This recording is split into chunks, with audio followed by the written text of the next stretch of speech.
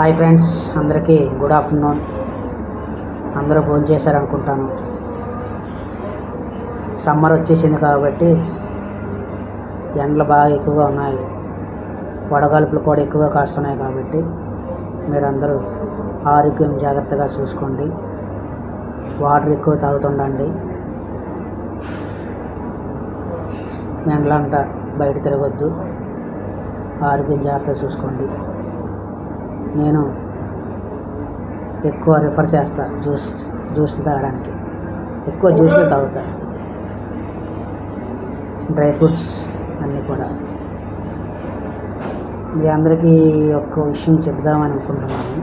ఎందుకంటే ఫస్ట్లో నేను చాలామందిని ఫాలో చేశాను, ఇంచుమించు 4000 మెంబర్స్ పైనే. కానీ వాళ్ళు తగ్గించుకొని వస్తున్నాను ఇప్పుడు. వాళ్ళు ప్రజెంట్